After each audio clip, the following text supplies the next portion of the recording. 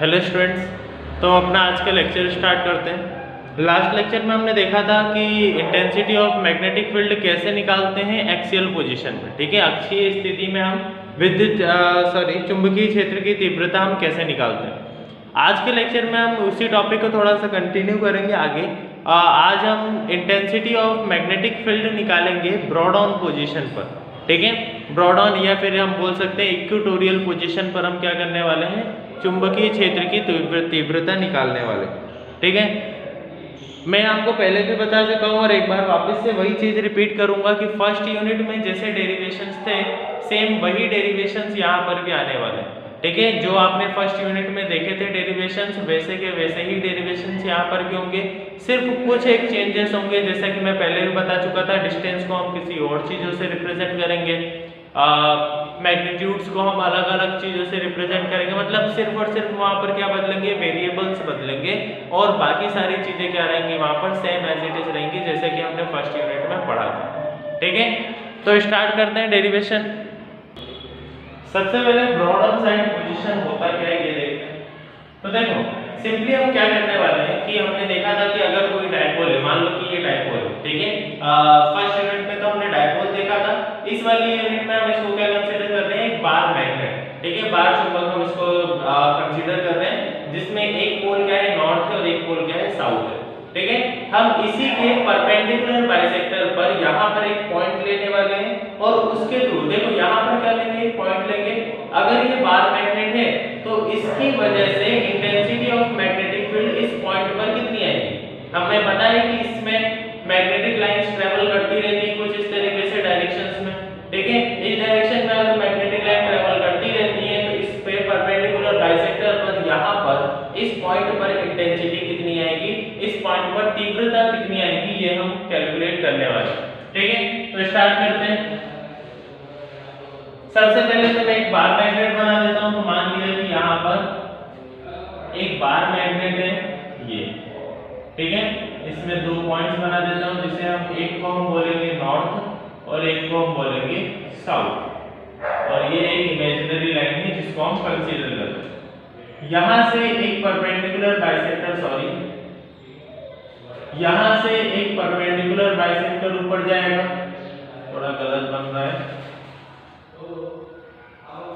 यहाँ से हम क्या करते हैं, परपेंडिकुलर बाइसेक्टर को लेकर आते हैं नीचे कुछ इस तरीके से। ठीक है, और इसी परपेंडिकुलर बाइसेक्टर पर एक पॉइंट है जिसको मैं बोल रहा हूँ P। हमें इस पॉइंट पर क्या करनी है, कैलकुलेट करनी है इंटेंसिटी ऑफ मैग्नेटिक फील्ड। तो सबसे पहले देखते हैं, यहाँ से स्टार्ट करते हैं। कुछ हम क्या कर रहे हैं, यहाँ पर कुछ कंस्ट्रक्शन कर रहे हैं। कंस्ट्रक्शन जैसे कि यहाँ से मैं P पॉइंट को जोड़ देता हूँ और यहाँ से भी मैं S पॉइंट को इस तरीके से जोड़ देता हूँ। ठीक है, अब इसमें हम क्या करने वाले हैं, P पॉइंट को मैंने N से जोड़ दिया और P पॉइंट को S से जोड़ दिया। सेंटर ऑफ बार मैग्नेट को मैं क्या बोल देता हूँ, O। इस सेंटर को मैंने क्या बोला है, O। ध्यान रखना कि N पॉइंट से S पॉइंट की जो दूरी है वो क्या होगी, 2L। हमने मान लिया यहाँ पर कि ये जो यहाँ से जो N पॉइंट की बार मैग्नेट की जो लेंथ है, पूरी लंबाई है वो कितनी है, 2L है।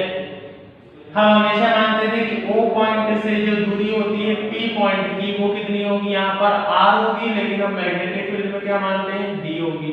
तो कुछ इस तरीके से ये क्या होगी, D। आया समझ में, ये D हो गई। याद रखना कि N से जो O तक की लेंथ होगी वो कितनी होगी, L, और O से S की जो लेंथ होगी वो कितनी होगी, S। ठीक है, तो ये चीजें आप याद रखना, L और L ये दोनों डिस्टेंस हो गई। L और L दोनों का आप जोड़ दोगे तो क्या हो जाएगा, वो 2L हो जाएगा। क्लियर।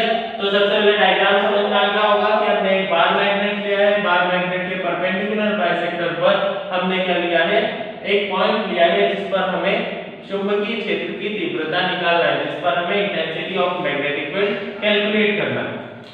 तो कैलकुलेट करते हैं। सबसे पहले मैं नॉर्थ पोल की बात कर रहा हूँ। ठीक है, पॉइंट किसकी बात कर रहा हूँ, नॉर्थ पोल की। P पर हमें एक पोल कंसीडर करना है, तो मैं मान लेता हूँ यहाँ पर नॉर्थ पोल है। मैं हमेशा नॉर्थ ही मानता हूँ, तो मैं यहाँ पर भी क्या कंसीडर करता हूँ, मान लिया कि मैंने नॉर्थ पोल है। स्टार्ट करते हैं। तो at point P due to north pole, north pole की वजह से P पॉइंट पर इंटेंसिटी क्या होगी? तो इंटेंसिटी ऑफ मैग्नेटिक फील्ड को B से रिप्रेजेंट करते हैं, तो B1 म्यू नॉट अपॉन में 4 पाई मल्टीप्लाई क्या होगा? मैग्नेटिज्म, तो मैग्नेटिज्म इसका क्या होगा? स्मॉल m है, पहले ही बता चुका हूं कि बार मैग्नेट का मैग्नेटिज्म कितना होता है? Small m। हमने यहां पर मान लिया कि मैग्नेटिज्म का स्मॉल m है और n से p तक की दूरी, तो यहां पर मैं लिख देता हूं n p²। क्लियर है? यहां पर हमने क्या लिख दिया? n p², m अपॉन में n p², कुछ इस तरीके से। डायरेक्शन देंगे तो डायरेक्शन एक दे देते हैं अलोंग। डायरेक्शन कहां जाएगी? नॉर्थ और नॉर्थ रिपेल करेंगे तो डायरेक्शन कुछ इधर डायरेक्शन में जाएगी, मतलब डायरेक्शन उसकी क्या होगी? इधर साइड होगी। तो मैं इसको दे देता हूं अलोंग n to p। ठीक है, ये डायरेक्शन होगी। n p निकाल लेते हैं, तो v1 म्यू नॉट अपॉन में 4 पाई मल्टीप्लाई m अपॉन में np। अब देखो np अगर मुझे निकालना है तो ये क्या है? हाइपोटेन्यूस है, मुझे परपेंडिकुलर और बेस दोनों गिवन है, तो np का स्क्वायर कर दो, क्योंकि पाइथागोरस थ्योरम हम लगा रहे हैं, तो बाय पाइथागोरस थ्योरम यहां पर लिख लेना, बाय पाइथागोरस थ्योरम, पाइथागोरस प्रमेय से np² op² plus on² op² plus on का स्क्वायर। op² बेसिकली यहां पर क्या है? d है, तो ये हो गया d का स्क्वायर प्लस on का स्क्वायर, तो ये क्या है? l है, तो l का square is equal to np का स्क्वायर। np के स्क्वायर की वैल्यू क्या होगी? d square plus l square. तो यहां पर तो आप लिख दो अभी इसको डायरेक्टली यहीं से लिखो, यहां पर लिख देना by Pythagoras theorem, by Pythagoras theorem np² ये होता है, और ये किसकी वैल्यू आ गई है? हमारे np² की। मैं यहीं पर एक और वैल्यू निकाल रहा हूं, थोड़ा सा आगे यूज आने वाली है हमको, तो ध्यान रखना। अगर स्क्वायर यहां से हटाएंगे तो यहां पर क्या लग जाएगा? रूट लग जाएगा, तो हमने लिख दिया d² प्लस l²। इसमें रखते हैं, इसमें रखेंगे, सो b1 हो जाएगा, दिख रहा होगा आपको, सो b1 हो जाएगा म्यू नॉट अपॉन में 4 पाई मल्टीप्लाई m अपॉन में d² प्लस l²। इसको दे दो इक्वेशन नंबर 1। ठीक है, सिमिलरली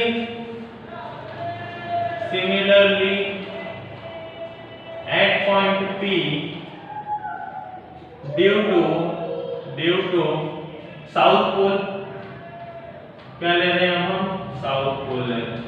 साउथ पोल के लिए अगर निकालेंगे तो b2 म्यू नॉट अपॉन में 4 पाई मल्टीप्लाई m अपॉन में ये क्या हो जाएगा? sp का स्क्वायर, तो sp का स्क्वायर।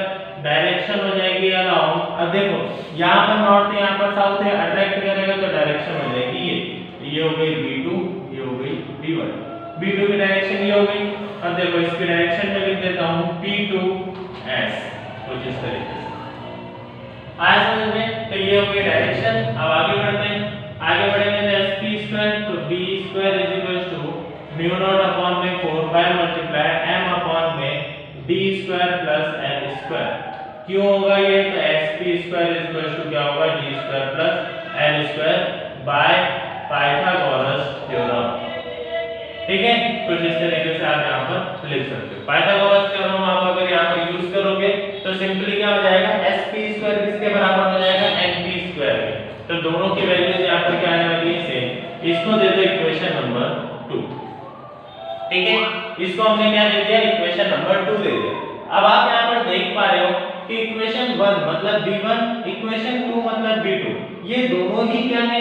इक्वल है। Here we can see that, यहां हम देख पा रहे हैं कि we can see that b1 is equal to b2 only in magnitude। ठीक है, b1 क्या है? b2 के बराबर है, लेकिन सिर्फ और सिर्फ किस में बराबर है? वो मैग्नीट्यूड में बराबर है। डायरेक्शन दोनों की ही क्या है? यहाँ पर अपोजिट है।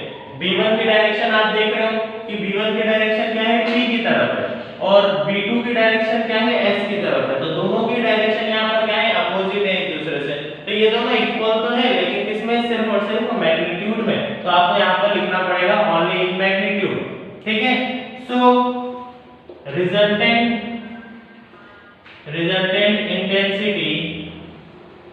इंटेंसिटी B बराबर, रिजल्टेंट इंटेंसिटी लिख देना, फिर यहाँ पर लिखना B बराबर क्या होगा, अगर ऐसे कोई दो वेक्टर्स, दो कंपोनेंट्स हमें मिलते हैं जो मैग्नीट्यूड में इक्वल है लेकिन उनकी डायरेक्शन क्या है, अपोजिट है, तो उसको हम क्या लिखते हैं, B = B1 + B2 cos theta. क्या लिखते हैं हम, B1 + B2 cos थीटा। या फिर आप बोल सकते हो इसको B1 + B2, 2 minute, B1 plus, आप बोल सकते हो B1 cos theta + B2 cos theta, ठीक है। क्या हो जाएगा, B1 cos theta + B2 cos theta. B1 और B2 दोनों बराबर है, तो B1 की जगह मैं क्या लिख सकता हूँ, B2 लिख सकता हूँ, तो इसलिए B = B2 cos theta + B2 cos theta. एक B2 cos थीटा, दो B2 cos थीटा, दूसरा B2 cos थीटा, तो दोनों मिलाकर क्या हो जाएंगे, 2B2 cos थीटा। तो यहाँ पर हो जाएगा B = 2B2 cos थीटा। ये आया समझ में, दिख रहा है, एक बार मैं चेक कर लेता हूँ। हाँ ठीक है, तो यहाँ पर आपको प्रॉपर्ली दिख रहा होगा कि B की वैल्यू हमने ले ली B1 cos theta, B2 cos theta, B = B2 cos theta, दोनों को हमने जोड़ दिया, तो एक B2 cos थीटा, एक B2 cos थीटा, मिलाकर कितना होगा, 2B2 cos थीटा, तो 2B2 cos थीटा। अब आगे हम क्या करते हैं, इससे वैल्यू पुट करते हैं फ्रॉम इक्वेशन 2, ठीक है। ये डेरिवेशन नहीं है, इसको ये मार्क मत बनाना, ये सिंपली आपको समझाने के लिए मैंने बताया कि यहाँ पर ये टर्म आ गई है। अब हम आगे इसको, इस वाले पार्ट को मैं रफ कर रहा हूँ थोड़ा, तो ये वाला पार्ट हमने कर दिया यहाँ पर रफ।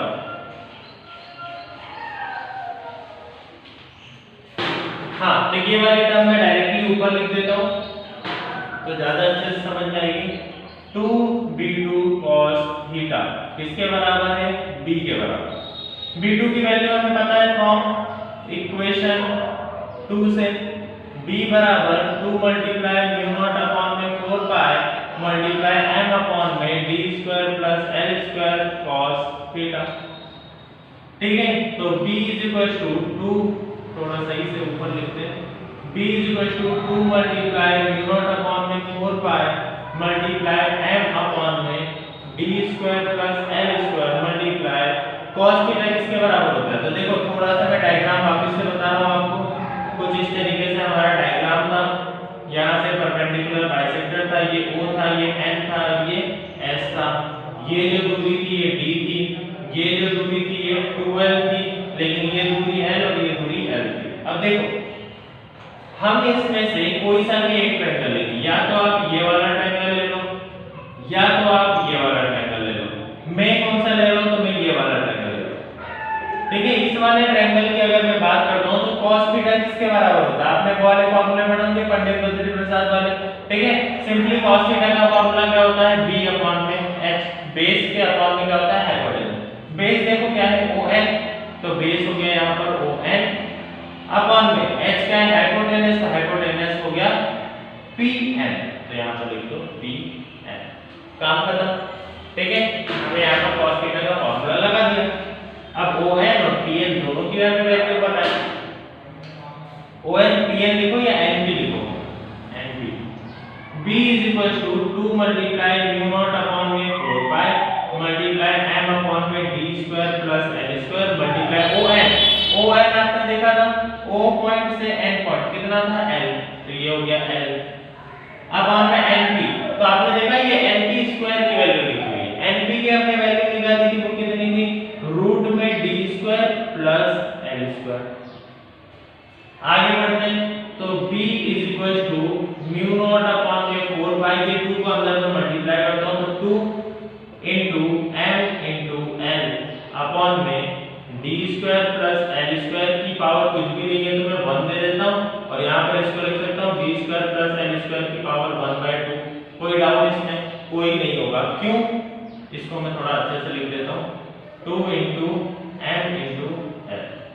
हाँ, तो देखो D square plus L square की पावर कुछ भी नहीं थी, तो मैंने क्या लिख दी 1 होल पावर क्या होगी इसकी 1, इसकी पावर क्या है रूट इस पर लगा हुआ है, तो इसकी पावर क्या हो जाएगी 1/2, तो इसको लिख दिया। अब देखो हमें पता है कि कैपिटल एम मतलब magnetic moment is equal to होता है m into 2l, तो यहाँ पर देख रहे हो m into 2 into l, ये क्या हो जाएगा m के बराबर हो जाएगा, तो b is equal to mu naught upon में 4 pi multiply capital M upon में d square plus l square की पावर 1 और d square plus l square की पावर 1/2, दोनों की पावर बेस सेम है, तो दोनों की पावर क्या हो जाएगी प्लस, तो 1 प्लस 1/2 क्या होता है 3/2, तो आप यहाँ पे लिखोगे d square plus l square की पावर 3/2, और यही है आपका ब्रॉडन साइड या फिर इक्वेटोरियल साइड का डेरिवेशन।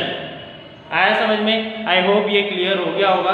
सिंपली लास्ट में हमने कुछ कैलकुलेशंस रखी हैं और क्या पुट किया है, मैग्नेटिक मोमेंट को वहाँ पर पुट किया है। अगर इसमें किसी को कोई डाउट आ रहा हो तो वो व्हाट्सएप ग्रुप पर मुझसे पूछ लेना, पर्टिकुलर पोर्शन को रिप्रेजेंट करते हुए, ठीक है।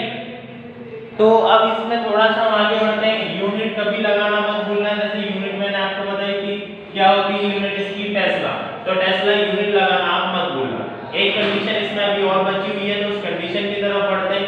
ये वाला पार्ट आपका हो गया होगा, जिसको मैं रख करता हूं।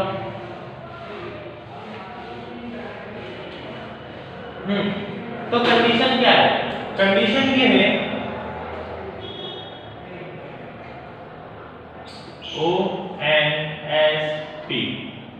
कंडीशन ये है कि मुझे बोला गया है कि अगर ये बार मैग्नेट है, आप इसके परपेंडिकुलर बाइसेक्टर पर एक पॉइंट ले लो, तो मेरी इच्छा पॉइंट में परपेंडिकुलर बाइसेक्टर पर यहाँ पर भी ले सकता हूँ, यहाँ पर भी ले सकता हूँ, यहाँ पर भी ले सकता हूँ, या काफी ऊपर काफी दूर जाकर भी पॉइंट को ले सकता हूँ। तो इसीलिए अगर ये d की जो वैल्यू है हम बहुत ज्यादा ऊपर कर देते हैं, मतलब d की वैल्यू d की वैल्यू बहुत ज्यादा बड़ी कर देता हूं एज कंपेयर टू l के कंपैरिजन में d की वैल्यू अगर काफी ज्यादा बड़ी है, तो देन क्या होगा ये कि b हो जाएगा म्यू नॉट अपॉन में 4 पाई मल्टीप्लाई यहाँ पर हो जाएगा m अपॉन में, यहाँ पर क्या था l क्या है बहुत ज्यादा छोटा है, तो l स्क्वायर को हम क्या कर देंगे एलिमिनेट कर देंगे। एलिमिनेट किया तो यहाँ पर क्या बचा d स्क्वायर और उसकी पावर 3/2, तो b म्यू नॉट अपॉन में 4 पाई, नॉट छोटा बनाना यहाँ, मल्टीप्लाई m अपॉन में, देखो d की पावर 2 मल्टीप्लाई 3/2, 2 से 2 कैंसिल, तो b म्यू नॉट अपॉन में 4 पाई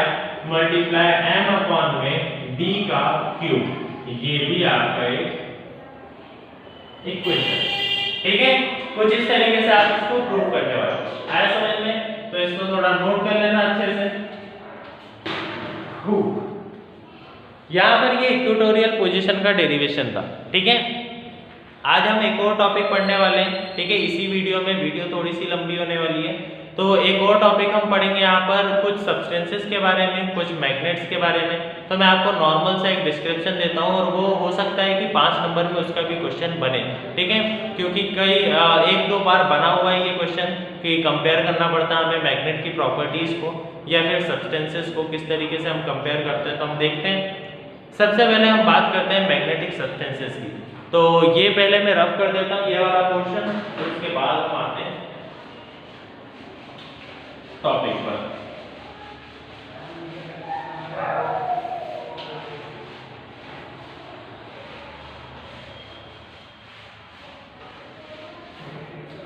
हाँ, तो हम अपने टॉपिक पर आते हैं। जो टॉपिक अब हम स्टार्ट करने वाले हैं वो है मैग्नेटिक सब्सटेंसेस, और we can say that magnetic properties of material. Hindi में अगर हम बोलें तो पदार्थों के चुंबकीय गुण, ठीक है। अब देखो, अगर हम गुणों के आधार पर देखें तो चुंबकीय गुण आपको पता ही है, मैग्नेटिक प्रॉपर्टीज क्या होती हैं, क्या करते हैं कि मैग्नेट मेटल्स को अट्रैक्ट करते हैं, ठीक है। इस तरीके से कुछ प्रॉपर्टीज हैं जो कि आप स्टार्टिंग से पढ़ते आ रहे हो, ठीक है। हम इन्हीं प्रॉपर्टीज के बेस पर मैग्नेटिक मटेरियल्स को, चुंबकीय पदार्थों को 3 तरीके से डिवाइड करते हैं। पहला जो टाइप होने वाला है वो है डायमैग्नेटिक, पहला, हाँ, डायमैग्नेटिक मैग्नेटिक सब्सटेंसेस, सेकंड है पैरामैग्नेटिक सब्सटेंसेस,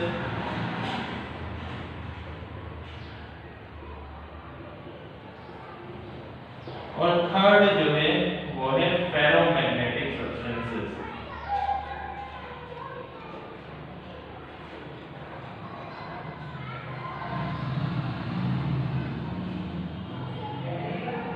ठीक है, डायमैग्नेटिक सब्सटेंसेस को हम हिंदी में बोलते हैं प्रतिचुंबकीय पदार्थ। तो ये हो गया प्रतिचुंबकीय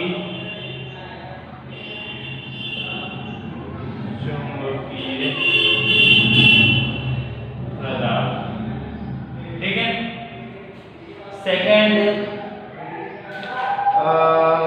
क्या हो जाएगा, अनुचुंबकीय पदार्थ। तो अनुचुंबकीय पदार्थ। थर्ड फेरोमैग्नेटिक, फेरोमैग्नेटिक को हम बोलते हैं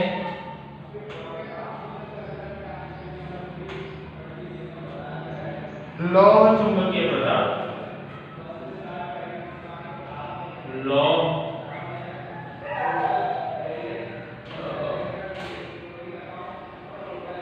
चुंबकीय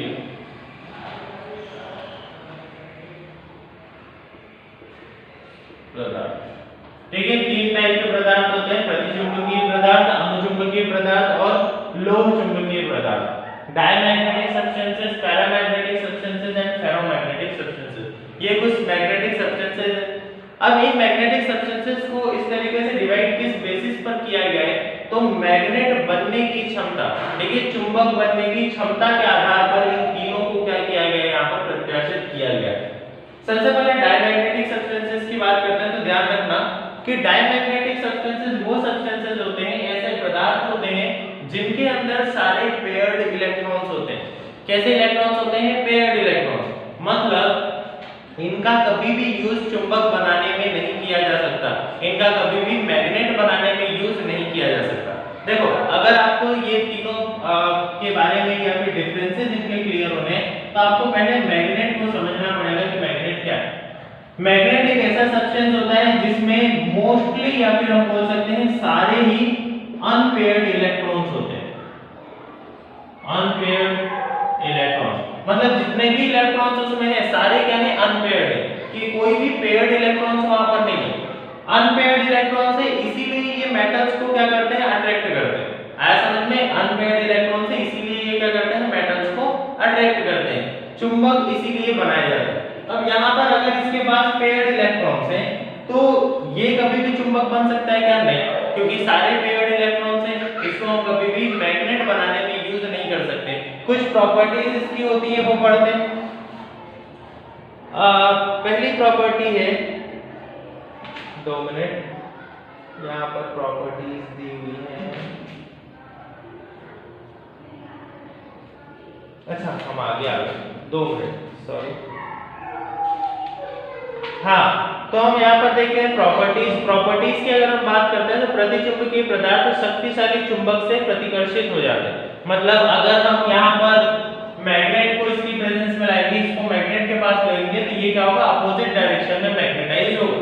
ठीक है, सेकंड प्रॉपर्टीज की अगर हम बात करते हैं, सेकंड प्रॉपर्टी, जब किसी प्रतिचुंबक पदार्थ को किसी एक समान विद्युत क्षेत्र स्वतंत्रता पूर्वक लटकाया जाता है तो घूमकर चुंबकीय क्षेत्र के लंबवत हो जाता है। देखो यहाँ पर इतनी सारी प्रॉपर्टीज दी हुई हैं, इन प्रॉपर्टीज को छोड़ते हैं, मैं सिंपल आपको प्रॉपर्टीज बताता हूँ डायमैग्नेटिक की, पैरामैग्नेटिक की या फिर फेरोमैग्नेटिक की प्रॉपर्टीज होती क्या है। तो सबसे पहली प्रॉपर्टी तो ये है कि सारे क्या है, ऑल पेयर्ड इलेक्ट्रॉन्स है।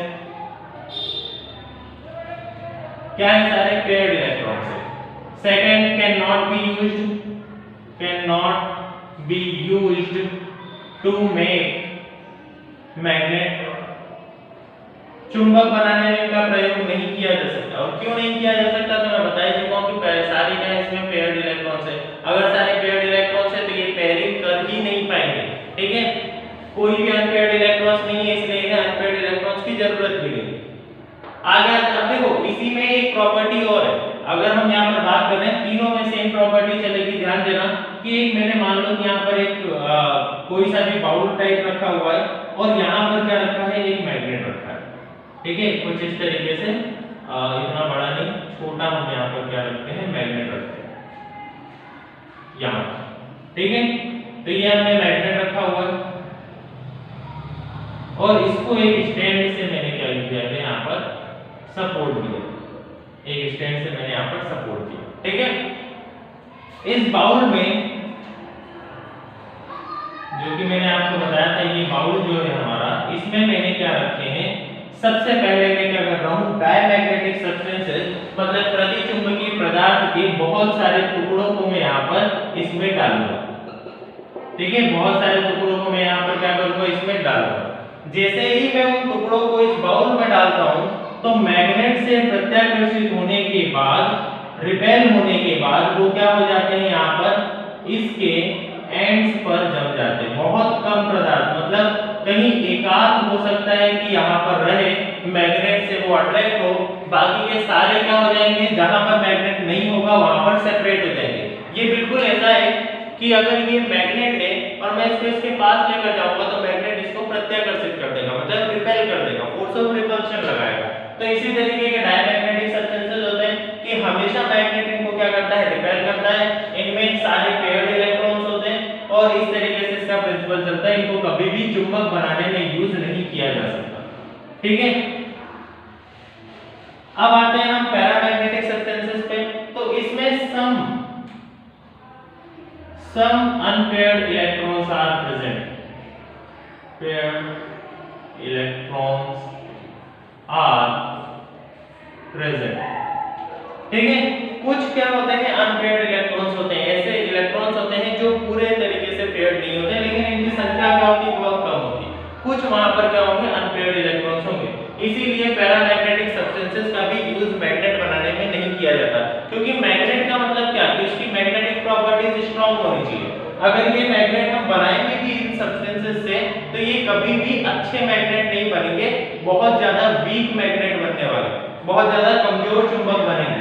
इसलिए पैरामैग्नेटिक सब्सटेंसेस का भी मैग्नेट बनाने में यूज नहीं किया जाता। आया समझ में? आते हैं इसी प्रॉपर्टीज पर। तो सम अनपेयर्ड इलेक्ट्रॉन्स प्रेजेंट होते हैं, चुंबक बनाने में इनका यूज नहीं किया जाता। अगर यही वाला सेम एक्सपेरिमेंट में यहाँ पर भी करता हूँ तो इसमें होगा क्या, इसमें होगा ये कि जैसे ही मैं सारे अमाउंट, इसमें सारा जो पैरामैग्नेटिक सब्सटेंसेस के छोटे छोटे पार्टिकल है, जैसे ही मैं इसमें डालूंगा तो ये क्या होंगे, मैग्नेट के आसपास जमा हो जाएगी बहुत सारी क्वांटिटी, लेकिन कुछ एक क्वांटिटी कहां रहेगी, उसके बीच में भी प्रेजेंट रहेगी।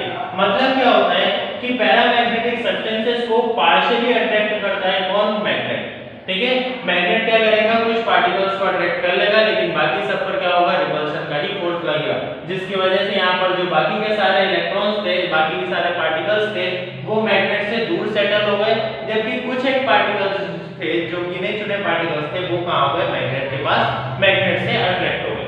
ठीक है, ये था हमारा पैरामैग्नेटिक सब्सटेंस। याद रखना, पैरामैग्नेटिक सब्सटेंसेस को भी मैग्नेट बनाने में यूज नहीं किया जा सकता। ठीक है, लाइक इसका एग्जांपल अगर हम देखें तो हो सकता है कॉपर। कॉपर इसका बेस्ट एग्जांपल। ठीक है, एग्जांपल्स के बारे में हम आगे और थोड़ी सी स्टडी करेंगे कि एग्जांपल्स और क्या क्या इसके हो सकते हैं।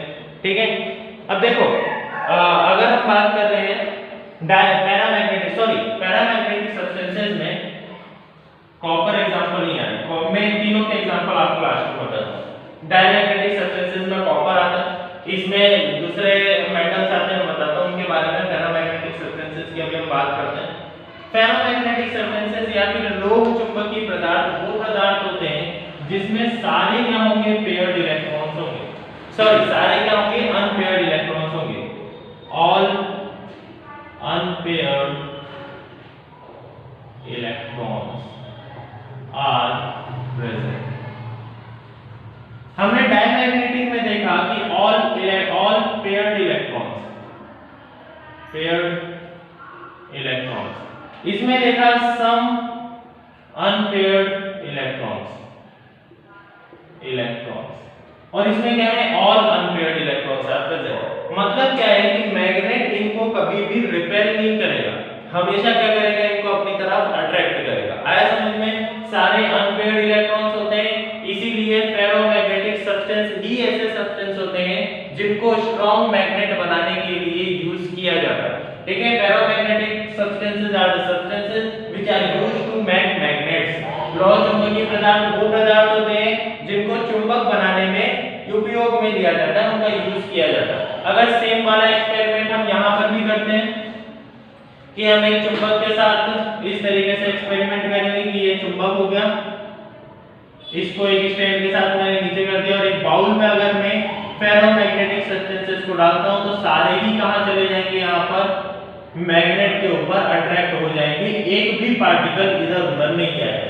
ऐसा समझ में? तो ये मैं पहले ही बता चुका हूं आपको कि ये जितने भी पार्टिकल्स ये जितने भी पार्टिकल्स होते हैं ये सारे क्या होते हैं, चुंबक बनाने में, मैग्नेट को बनाने में इनका यूज किया जाता है। ठीक है, फेरोमैग्नेटिक का अगर हम बेस्ट एग्जांपल देते हैं कि फेरोमैग्नेटिक सब्सटेंसेस कौन से हो सकते हैं, तो फेरोमैग्नेटिक सब्सटेंसेस का एग्जांपल है आयरन। ठीक है, आयरन आप एक एग्जांपल ले सकते हो। अब इनके हम एग्जांपल की बात करते हैं। डायमैग्नेटिक सब्सटेंस मतलब वो सब्सटेंसेस जिनके क्या हो, सारे पेयर्ड इलेक्ट्रॉन्स होते हैं। ऐसा कौन होता है, कॉपर। ठीक है, Cu या फिर हम क्या बोल सकते हैं, कॉपर। ये इसका बेस्ट एग्जांपल। कॉपर में सारे क्या होते हैं, पेयर्ड इलेक्ट्रॉन्स होते हैं। पैरामैग्नेटिक सब्सटेंस एक एक एग्जांपल हम देख रहे हैं। पैरामैग्नेटिक सब्सटेंस का अगर हम एग्जांपल देखते हैं जिसमें कुछ अनपेयर्ड इलेक्ट्रॉन्स हो, तो लाइक एल्यूमिनियम। ठीक है, एल्यूमिनियम एक ऐसा मेटल होता है जो कि पार्शियली अट्रैक्ट होता है मैग्नेट की तरफ। आप करके भी देखोगे घर पर, तो कॉपर कभी भी अट्रैक्ट नहीं होगा मैग्नेट की तरफ, एल्यूमिनियम पार्शियली अट्रैक्ट होगा किसकी, मैग्नेट की तरफ। फेरोमैग्नेटिक सब्सटेंस का तो मैंने आपको एग्जांपल बताया ही है, आयरन। और आयरन ही एक ऐसा सब्सटेंस है जिसे चुंबक बनाने में यूज किया जाता है, वो मैग्नेट की प्रॉपर्टीज को बहुत जल्दी गेन कर लेता है। आया समझ में? तो ये हुआ हमारा यहाँ पर टॉपिक एंड। अगले लेक्चर में हम इस यूनिट को कंप्लीट कर देंगे। ठीक है, अब ऐसे ही बड़े लेक्चर होने वाले हैं, तो लेक्चर्स को देखना ना भूलें। Thank you.